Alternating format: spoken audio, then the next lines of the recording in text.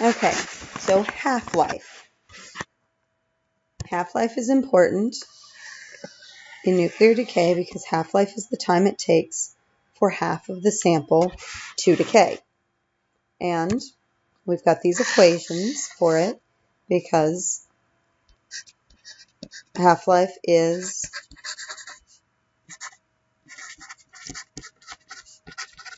a first-order reaction rate. So we have the half-life equals 0.693 over K. K is the rate constant. Oops, I already have it down there. Okay. N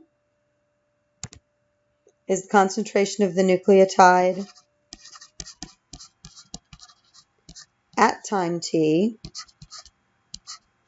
and N sub 0 is original. Now, with some simple problems, you don't need to use those. So let's look at this one. Okay, if the half-life is 110 minutes, that means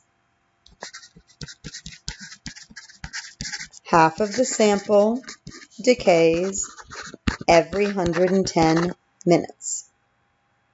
Okay?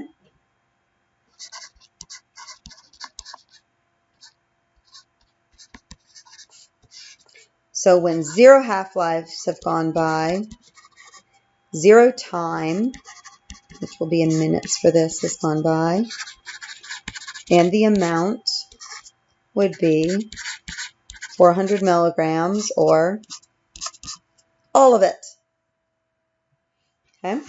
After 1 half-life, well, you're going to have half of your original sample, which in this case would be 200. And for this isotope, it would be 110 minutes. After a second half-life, you would now have a fourth of your original, which for this one would be 100, and that would have taken 220 minutes. After a third half-life, you would now have an eighth of your original, would be 50 milligrams left. That would be after 330 minutes. After a fourth half-life, you'd have a 16th of your original, which for this would be 25 milligrams, and that would be 440 minutes. Okay, so you can do a chart like this for any simple half-life problem.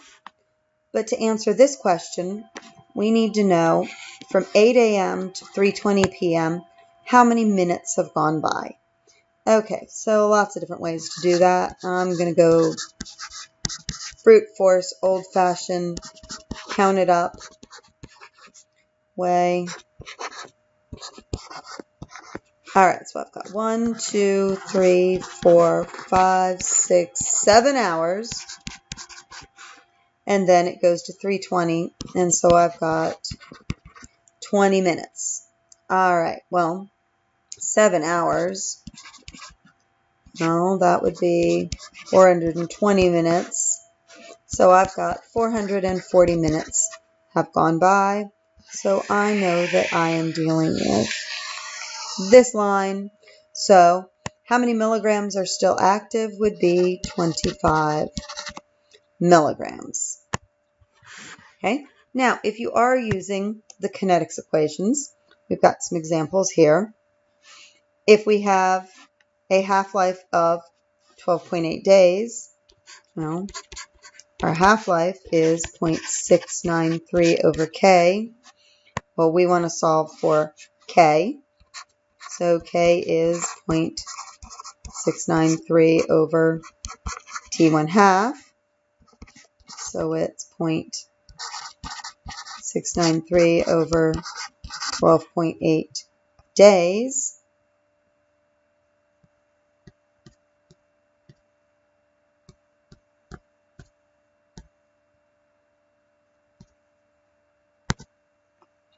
So we have 0.0541 and that unit is days to the minus 1.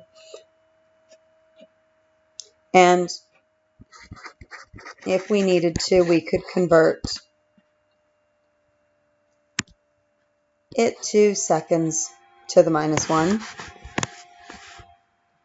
Or we could have converted our days to seconds in the first place. Okay, so to practice a conversion,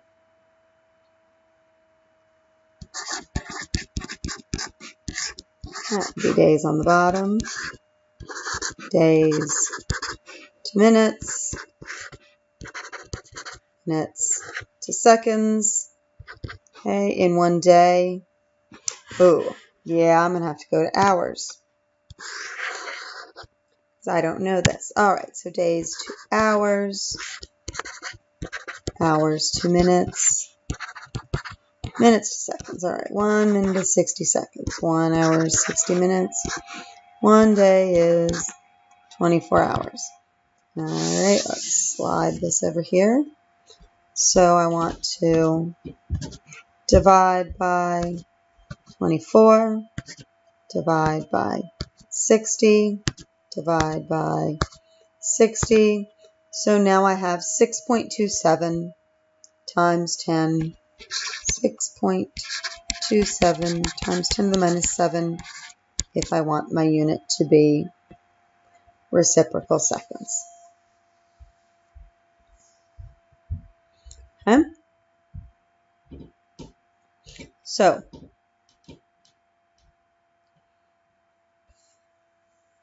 if I wanted to do this one, I'm going to take my natural log of n over n0 equals negative k t. Well, I want to solve for t. No, take that back. So I have negative k, which I know the value of because I just did it there. So 6.27 times 10 to the minus 7 seconds to the minus 1. I want to know in 1 second what happens. And I have my natural log of n, which I'm solving for, and my original is 28 milligrams. Okay. Here in this one, natural log of n over n sub 0, negative kt, and I want to make sure it doesn't fall below 25%.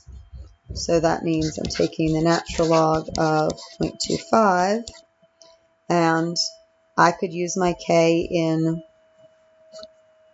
days or seconds. I'm going to solve for it in days. So I have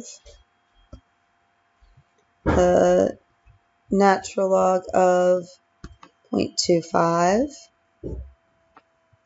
and then I'm going to divide that by negative 0.693 divided by 12.8, and I get that it would be 26 days.